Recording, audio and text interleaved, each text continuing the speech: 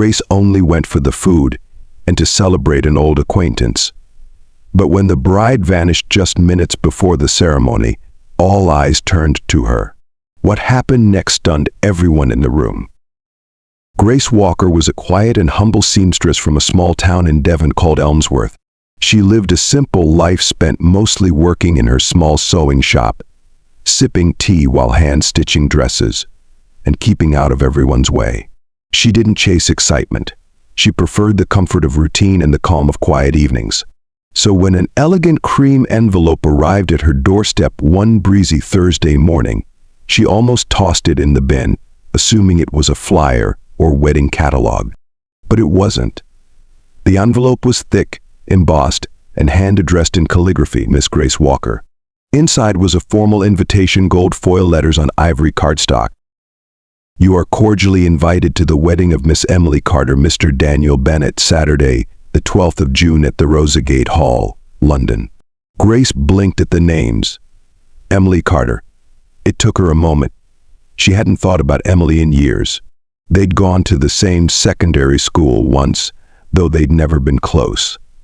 Emily had always been one of the girls who wore perfect uniforms and hung around the popular crowd. Grace had mostly kept to herself, scribbling fashion designs in the margins of her notebooks and eating lunch behind the school greenhouse. So why was she being invited now? Was it a mistake? A pity invite? A seat filler situation? She nearly tossed it aside again, but something made her pause. Grace hadn't been out in a while. She hadn't left Elmsworth in years, not since her mum passed and she'd taken over the family shop. Maybe it was time to step outside the wall she'd quietly built around herself, even if just for an evening. Not to impress anyone, not to mingle with high society, just for the food, the music, and perhaps a few familiar faces she hadn't seen since school. But then came the next problem: what to wear. She didn't own anything glamorous, and she certainly wasn't about to spend money she didn't have on some department store gown she'd only wear once. Instead, she pulled out a dress she'd made a few months ago, a deep green silk number with delicate stitching along the hem. It had no glitter, no frills, but it hugged her shape in the right places and spoke of quiet elegance. Her kind of elegance. She wore it with a simple pair of silver earrings and tied her curls back into a soft bun. No loud makeup, no dramatic flair. Just Grace, calm, collected, and graceful, even if she didn't feel it inside. When she arrived in London, the city buzzed with energy. Her taxi rolled through narrow streets lined with grand buildings and expensive storefronts until it finally stopped at Rosegate Hall, a place that looked more like a palace than a venue. She stepped out slowly, suitcase in hand, and took it all in: the gold-trimmed gates, the string quartet playing near the entrance, the endless rows of cars with private chauffeurs. Inside, the ballroom shimmered with chandeliers, crystal glassware, and towering flower arrangements that smelled like spring itself. Guests in floor-length gowns and tuxedos moved about confidently, sipping champagne and laughing in groups. Grace kept to the side, clutching her small purse like a shield. Her handmade dress, as proud as she was of it, suddenly felt too plain. She found a seat near the back corner, close to the refreshment table but far from the main stage. She sat with perfect posture, quietly sipping from a glass of sparkling water and trying not to draw attention. In her mind, she kept saying the same thing: just enjoy the food, smile, then leave before the dancing starts. But life had other plans. The ceremony was set to begin at 4 p.m. Guests had begun to settle down. The chatter softened. Ushers signaled for people to take their seats. The string quartet shifted to a slower, more graceful tune. And then nothing. 4:15. Still nothing. At first, people assumed there was a delay with makeup or the photographer. But when the clock hit 4:30, and still no sign of the bride, the whispers began. Have you seen Emily? She was getting ready earlier. She texted me this morning, but nothing since. Maybe something happened. Grace sat up straighter. She could feel the tension growing, like a string pulled too tight. Her eyes scanned the room. The groom, Daniel, was pacing near the altar. His best man looked visibly panicked, whispering into a phone. The wedding planner appeared pale and breathless, as if she'd been running up and down stairs. Then, from somewhere behind her, a voice said it soft at first. "The bride's missing." Grace froze. She wasn't sure she'd heard correctly, but then the same words echoed again, louder this time. And just like that, the atmosphere shifted.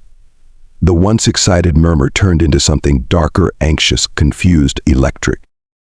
The wedding planner was now whispering frantically to the groom's mother, Mrs. Margaret Bennett, a tall woman in pearls and heels that looked sharp enough to stab. Her expression was tight, composed, but her eyes were blazing. Emily Carter had vanished. No explanation, no note, no text. And now the fairy tale wedding was falling apart in front of London's social elite. Grace felt the weight of 100 glances sweeping the room, searching for answers. She never imagined that within the hour those eyes would land on her, and that she, the girl in the green silk dress, just there for a quiet evening, would soon be asked the unthinkable. It started as a murmur, then a wave, then a hush like the sound before a storm hits. People turned in their seats, looking around with confusion, frowns deepening as seconds turned to minutes. The bride still hadn't appeared. Grace sat near the back, her palms resting on her knees, trying not to stare but unable to look away. The space where the ceremony should have begun was filled only with tension now. No music, no smiles, just whispers. "Where is she? She was seen this morning. Her hair and makeup were done, but then she walked out and didn't come back." Up near the altar, Daniel Bennett, the groom, looked like a man unraveling. His dark hair, neatly styled earlier, was now slightly disheveled from his repeated runs of the hand through it. His best man whispered urgently to him, tapping at his phone, but Daniel barely seemed to hear. His eyes were locked on the grand doors of Rosegate Hall, waiting, hoping, but nothing happened. The wedding planner, a tall woman with a headset and a clipboard clutched tightly to her chest, was on the verge of a meltdown. She moved in and out of the side hallway like a ghost, phone pressed to her ear, murmuring apologies and panicked updates. Then came the words again, clearer this time, from a woman in a pale lavender hat near the middle row. "The bride is missing." The air seemed to drop 10 degrees. People stopped pretending. Conversations stopped mid-sentence. Phones came out. Social media updates began. Grace's stomach turned. Missing?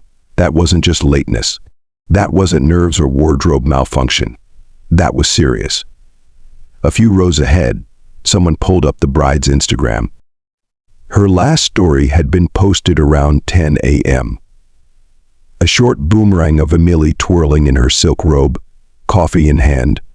Her caption reading, "One more hour until forever." Now it was almost 5 p.m. Still no bride.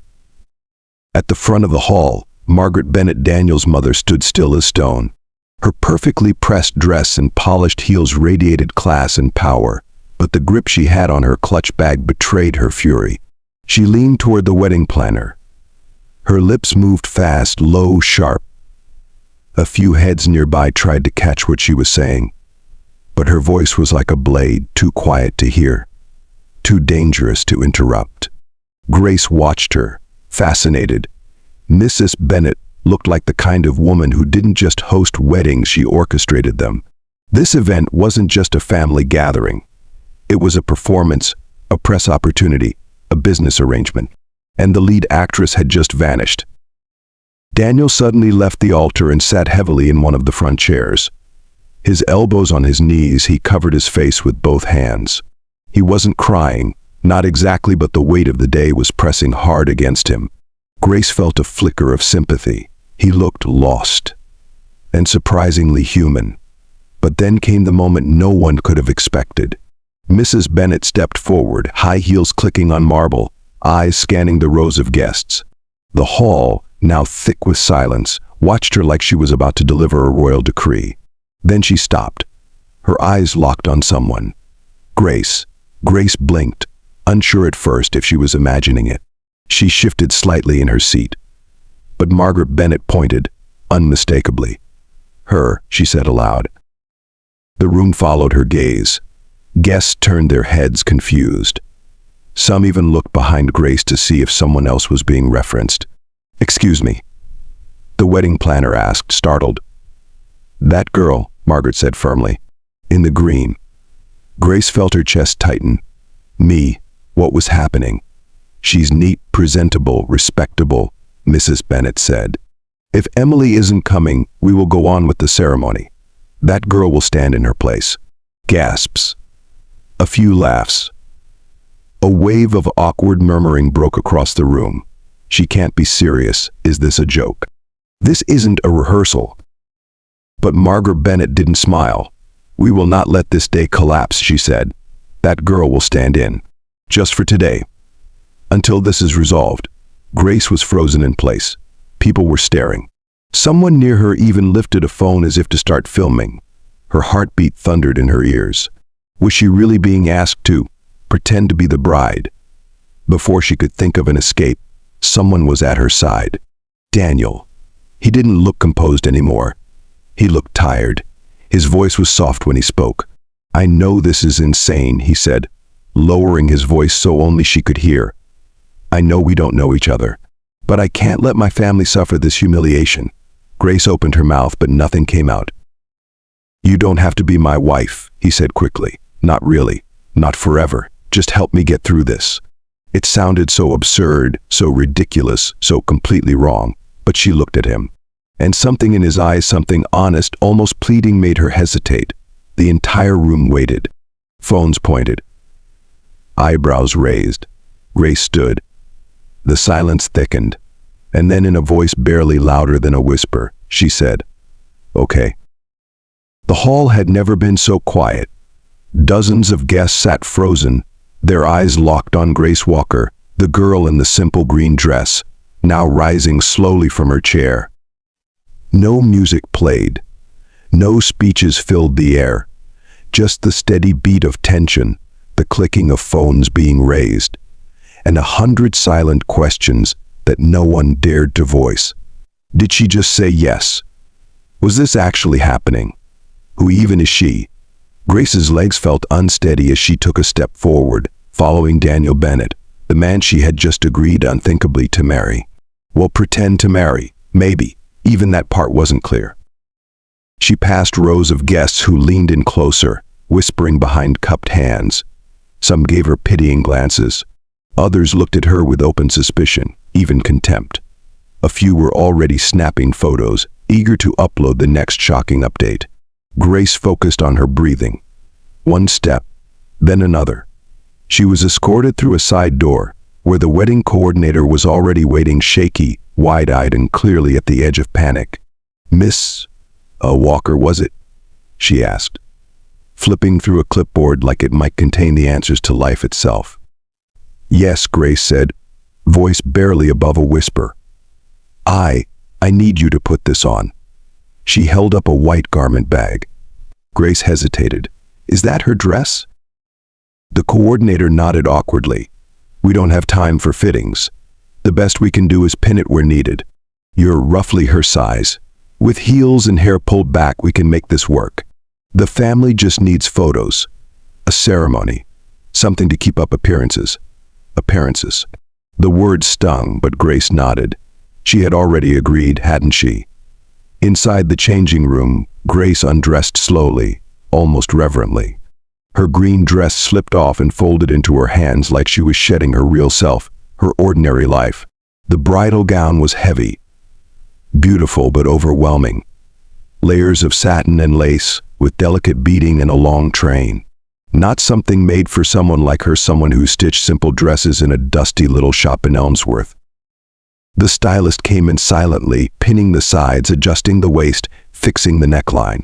Then came the veil, the hair touch-ups, a little more blush, a dab of lip gloss. When Grace looked in the mirror, she didn't recognize the woman staring back. Was this what Emily Carter was supposed to look like? Before she could think too much, a soft knock came at the door. "It's time," someone said. Grace stepped out slowly. The hallway was hushed. Daniel stood waiting in a sleek black suit, his face unreadable. His eyes swept over her once. And in that moment, despite everything, he gave a small, honest nod. "You look elegant," he said. Grace tried to smile. "Thanks. You look like you're about to faint." Daniel actually chuckled softly. "Feels about right." The doors to the hall opened. Music swelled from the string quartet, something soft, romantic, familiar. Grace took Daniel's arm. She told herself, just walk, just breathe, just get through this. The room watched them. Every single guest, every lens, every phone. Grace felt their stares like heat on her skin, but she held her head high. Somehow, even through her fear, she managed Grace the kind of quiet dignity she'd lived her whole life with. They reached the altar. The officiant, clearly confused but professional, cleared his throat and began. "Dearly beloved, we are gathered here today." Grace barely heard the words. She focused on Daniel, on his deep breaths, on the way his hands trembled slightly before he hid them behind his back. When it was her turn to speak, her voice didn't crack. She repeated the vows as asked, not out of love or desire, but out of resolve, strength. Daniel followed. And then came the pause. "You may kiss the bride." Everyone leaned forward. Grace's breath caught. Her eyes met Daniel's. He didn't rush. He didn't smirk.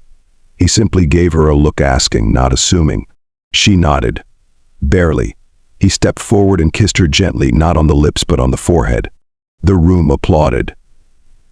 Cameras flashed. And in the middle of it all, Grace felt the weight of the moment press down on her like thunder. After the ceremony, they were ushered to a private lounge away from the guests. Grace sat on a velvet chair, still in the dress, still stunned. Daniel stood by the window, running a hand through his hair. "I don't know how to thank you," he said finally. "I don't know how to process what just happened," she replied. He turned. "You saved me. You saved my family." "I didn't do it for them," Grace said quietly. He blinked, surprised. "I did it because you looked like you needed someone to stand beside you," she added. "Just for today." Daniel stared at her. The door opened. A server brought in glasses of champagne. Neither of them touched it. "I don't expect anything more," Daniel said. "We'll talk to the lawyers. Make this right. Tomorrow this can all be undone." Grace nodded. That was the plan. But deep inside, something unexpected had started to stir. Something quiet, uncertain. Because for just a moment at the altar, it hadn't felt like a performance. It had felt real. The room was quiet, the only sound the occasional clink of silverware from the distant banquet hall, where the rest of the guests were still celebrating. But Grace couldn't focus on any of it.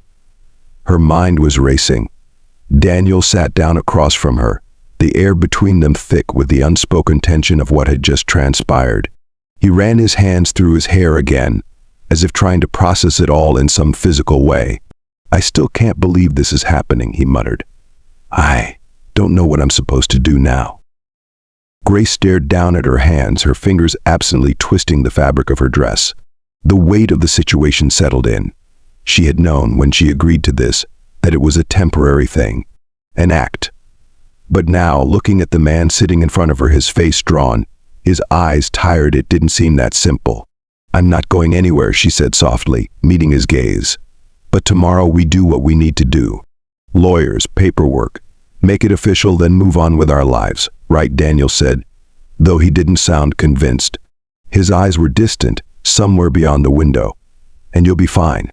She exhaled slowly. "I'll be fine. I did what I came here to do." But as she said it, she wasn't so sure. She didn't think the fear or uncertainty she saw in his eyes had been entirely about the wedding. No, there was something deeper. A tension that had nothing to do with his family or his ex-fiancée. It was as though in that fleeting moment at the altar something had shifted. Was that my imagination? "What do you want to talk about it?" Daniel asked, breaking through her thoughts. He was looking at her now, his expression open, vulnerable even. She shook her head. "Not yet." A knock at the door interrupted them. A staff member entered with a tray of untouched champagne. She placed it on the table with a smile before exiting without another word. Grace barely noticed it, her attention entirely consumed by the strange feeling gnawing at her. "Grace," Daniel said after a long moment, "this isn't a normal situation. I know I'm grateful, but I can't help but wonder what this is or what we've just done." I never asked you to. You didn't ask me to do any of this, she interrupted, her voice firm now. But I'm here, and you don't need to apologize for it. Daniel swallowed. I don't even know what to say to you. I've put you in this position, but I don't even know what this is. What's the next step? How do we go from here? I think we both need to sleep on it, Grace said quietly. Tomorrow we'll figure things out. He nodded, though he still looked troubled. He stood from the chair and began to pace, hands shoved deep in his pockets. Grace sat still, watching him, unsure of how to bridge the widening gap between them. The weight of their brief union was starting to sink in, the implications of a marriage not built on love but on circumstance. Had they really just created a bond, however temporary, or was this all an illusion? Later, when the night grew quieter, Grace finally managed to slip out of the dress. The cool air of the private lounge was a welcome contrast to the heat of the evening. She needed a moment to herself to process everything that had happened. She went to the window, watching the stars that scattered across the darkened sky. She had done something incredibly bold, something most people wouldn't even consider, and yet here she was still in the aftermath, still questioning her own motives. Behind her, Daniel's voice cut through the silence. Grace, you know I can't keep pretending this isn't real. The wedding, the vows, even if it was a rescue mission, something changed, and I feel that. Grace turned to face him, his figure framed by the soft light from the lamp. His gaze was steady, but there was a hint of something unspoken.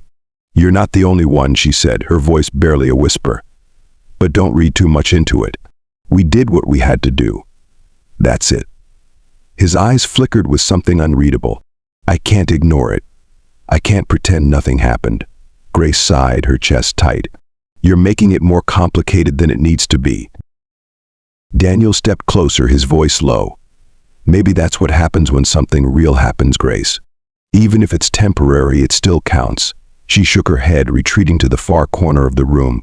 She didn't want to hear it. Not now. Not when everything was still so unclear.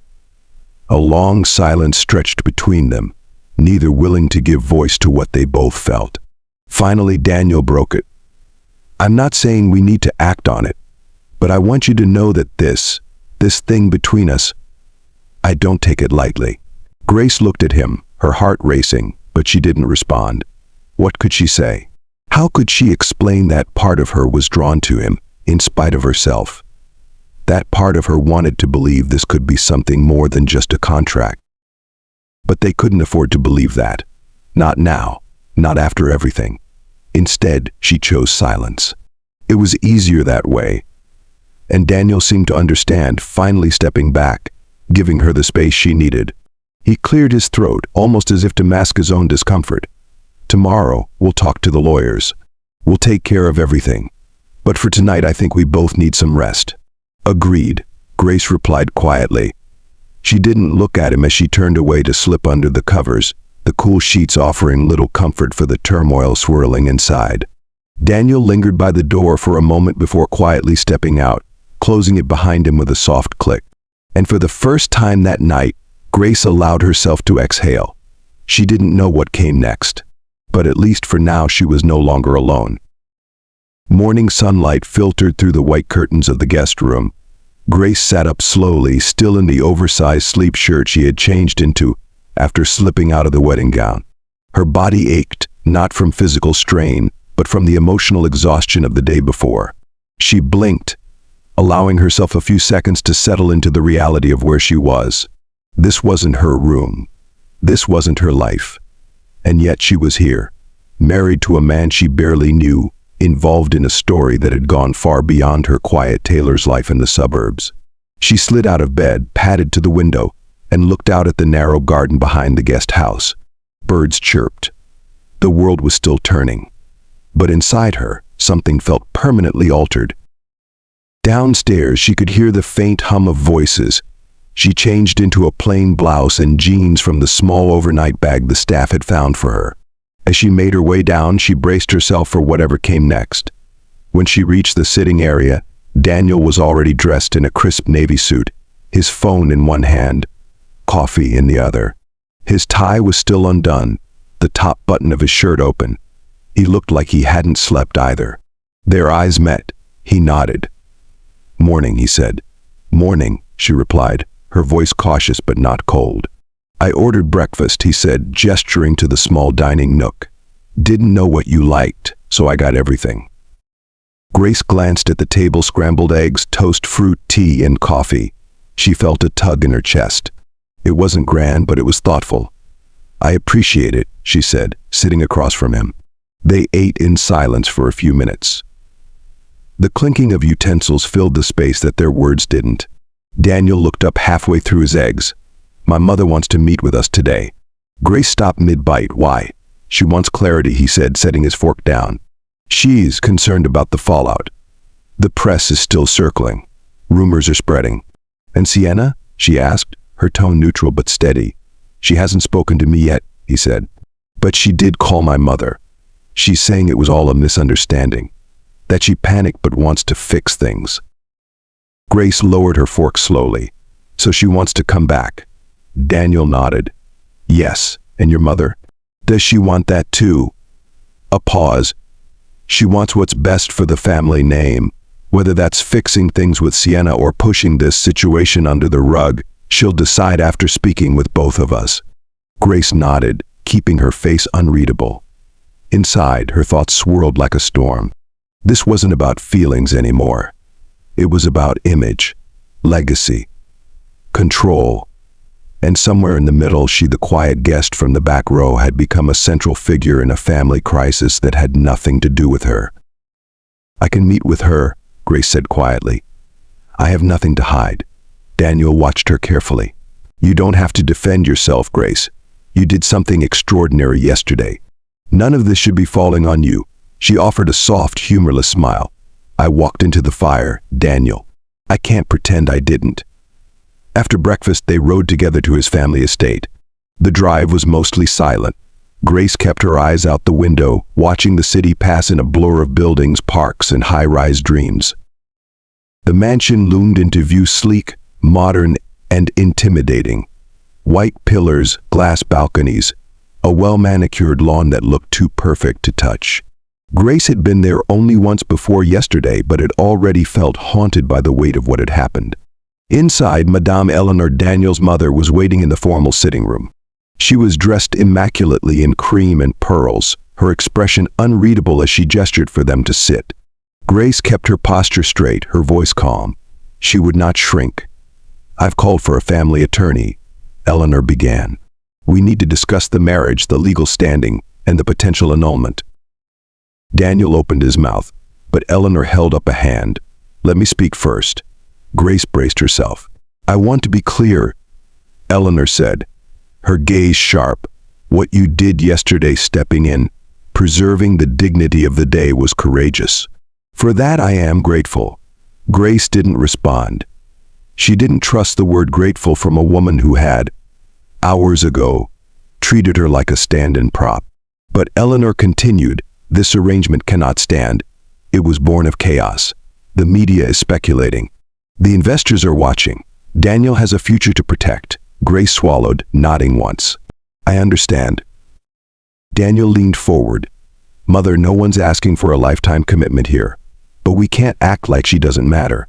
Grace didn't ask for any of this. She stepped in when no one else would." "I know that," Eleanor said with a cool glance his way. "But it is time to correct the narrative. We've scheduled a press statement. We'll announce that the marriage was a ceremonial stand-in. A misunderstanding. We'll spin it clean." Grace blinked. "So I'm just erased. You'll be compensated?" Eleanor said smoothly. "A financial package. A written apology if needed. A transition back to your life." "And Sienna?" Grace asked, her voice laced with something harder now. "She's returning." Quietly.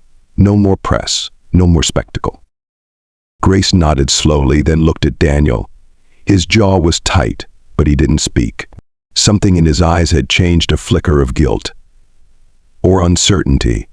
"I'd like to speak to the lawyer myself," Grace said, rising to her feet. Eleanor raised an eyebrow. "That's your right."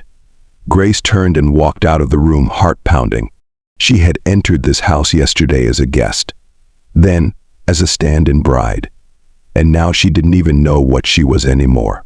But one thing was clear: whatever happened next, she would not be a footnote in someone else's story. Not again. Grace stood outside the grand estate, the midday sun warm on her face, but all she felt was cold.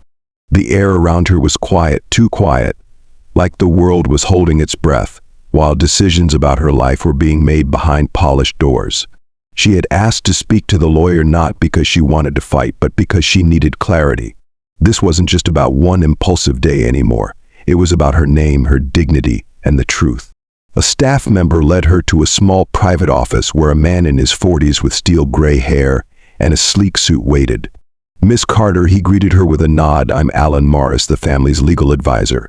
Grace shook his hand calmly. "Thank you for seeing me." He gestured for her to sit and then opened a folder on the desk. "Let me begin by stating that no one intends to trap or exploit you. This situation is, as you already know, highly unusual.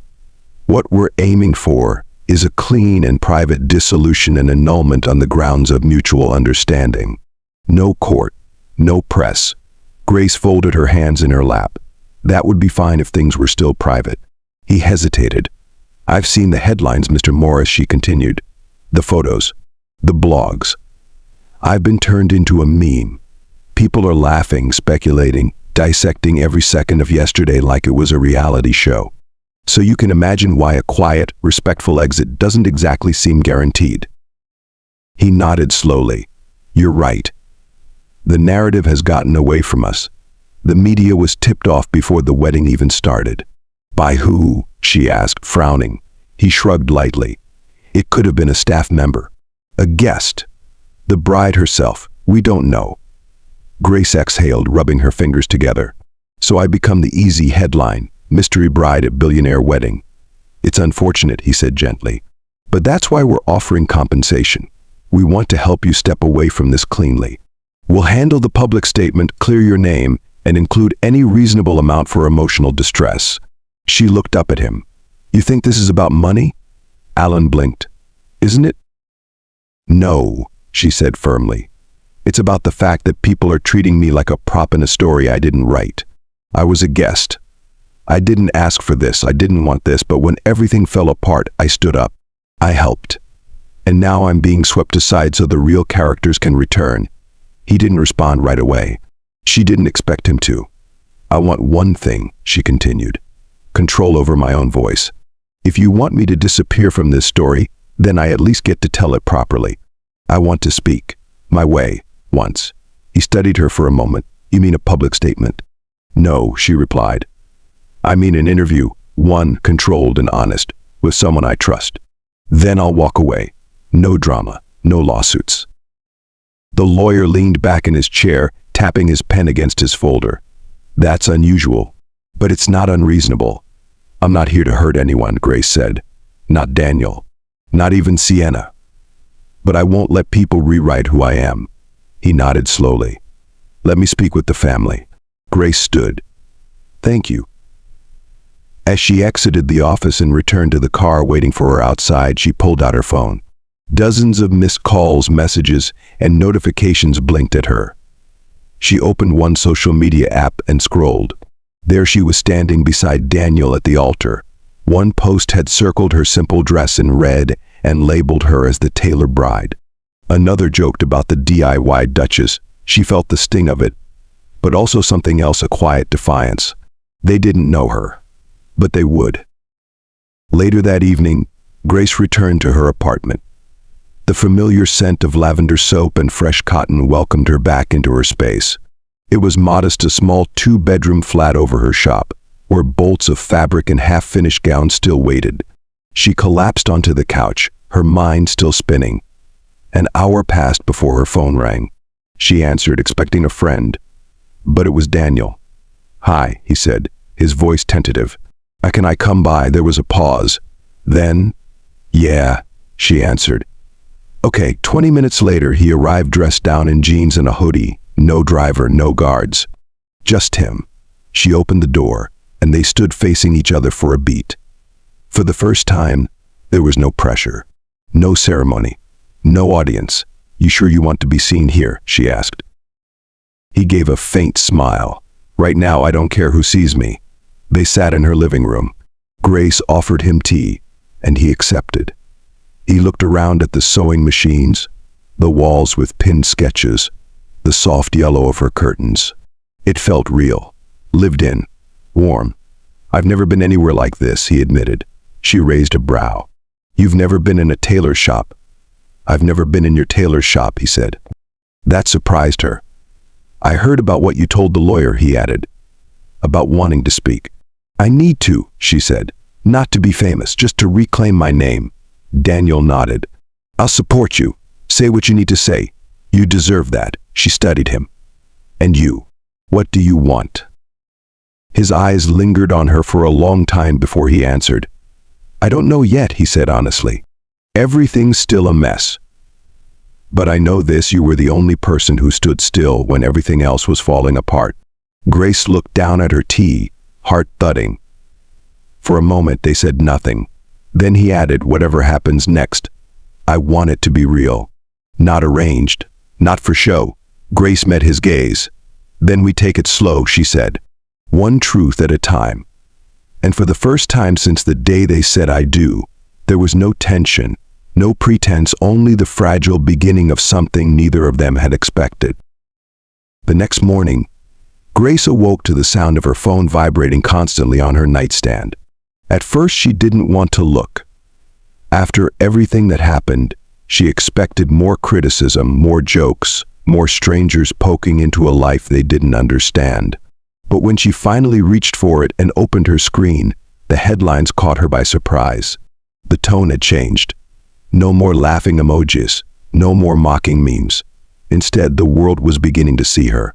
Articles filled her feed with titles like, The Woman Who Stood Up When No One Else Would, and Meet Grace Carter, the unexpected hero of the wedding that shook the internet. Her name was everywhere, and for once, it wasn't being dragged through the mud. Then she saw the clip an interview with Daniel aired late the night before. He sat on a couch in a dark hoodie, the same one he wore when he stopped by her place after the wedding. He looked tired but sincere. In the video, Daniel's voice was calm. What happened at that wedding wasn't supposed to happen. But when Grace Carter stepped in, she didn't do it for herself. She did it because she saw someone falling apart and chose to help. That kind of courage deserves more than mockery. It deserves respect. Grace sat frozen for a few seconds, watching his words play back in her head. Her chest tightened with something unfamiliar, gratitude, and something else, something quieter and harder to name. He had defended her, not to make himself look good, not to fix a PR mess. He had done it because he believed her story mattered. Her phone buzzed again. This time it was a message from Ava, her oldest friend, and the one person who never judged her, no matter how strange things got. Girl, you're trending. Everyone wants to know who you are. Even designers are talking about your dress like it's the future of minimalist bridal fashion. Grace let out a small laugh, shaking her head. Only Ava could make something this chaotic sound exciting. A few minutes later, another message arrived, this one from an unknown number. Maya Green here from the morning table. We'd love to invite you to share your story in your own words. America wants to hear from you. Grace blinked at the message. A national talk show. Millions of viewers. The idea of sitting on a couch and speaking into cameras made her stomach flip. But something inside her whispered, this might be your moment. Use it. Later that day, she met Ava at a local coffee shop near her tailor shop. It was the kind of cozy place with mismatched chairs and the smell of cinnamon hanging in the air. The sort of place that never judged you for coming in looking a mess. You okay? Ava asked, sipping her latte. Grace stared into her tea. It feels like I'm watching my life from outside my body. Ava tilted her head and smiled. You mean like your own movie? Because honestly, you're kind of a star right now. Grace let out a sigh. They want me on TV. You should go, Ava said without hesitation. What do I even say? Hi, I crashed a wedding and accidentally married a millionaire. You say you were kind. You say you didn't do it for attention. You showed up in your own handmade dress and stood next to someone who needed you. That's what you say. Grace shook her head slowly. What if I mess it up? You won't, Ava replied gently. Because you're not performing, you're just telling the truth. The next morning, Grace walked into the studio with a steady heartbeat and a quiet resolve. She declined the rack of designer clothes offered to her backstage. Instead, she wore a dress she had sewn herself, a soft pink wrap dress with careful pleats and clean lines. She paired it with simple pearl studs and nude flats. She didn't need to be dressed up by someone else. She wanted the world to see her as she was. The bright lights of the set were warm. The host, Maya Green, welcomed her with a genuine smile and led her to a velvet armchair. Grace took a deep breath as the cameras began to roll. Grace, Maya began, the whole country's been talking about you. You've been called a heroine, a symbol of grace under pressure, even a fashion icon. But I want to ask, who is Grace Carter really? Grace looked down for a moment, then up at the audience and cameras. I'm just a tailor, she said softly. A woman from a quiet part of town. I came to that wedding because someone I used to know invited me. I didn't expect any of this. I didn't plan to be part of the ceremony. I didn't even think anyone would remember I was there.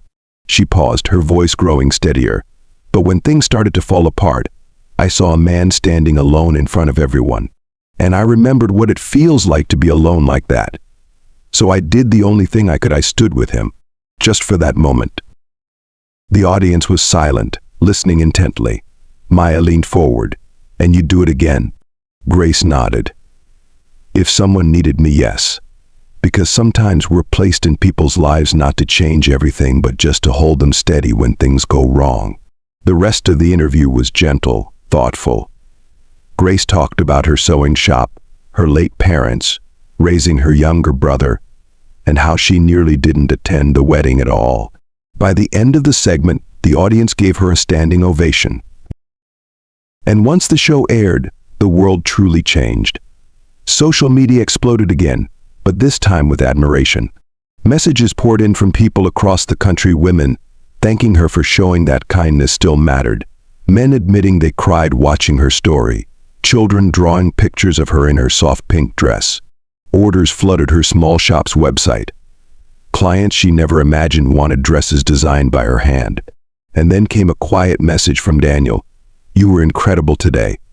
Thank you for being exactly who you are. Grace read it once, then again. She didn't respond right away. Because for the first time in her life, she was letting herself feel it all. The confusion, the fear, the fragile stirrings of something new. And underneath it all, that same quiet voice still whispered, this story is just beginning.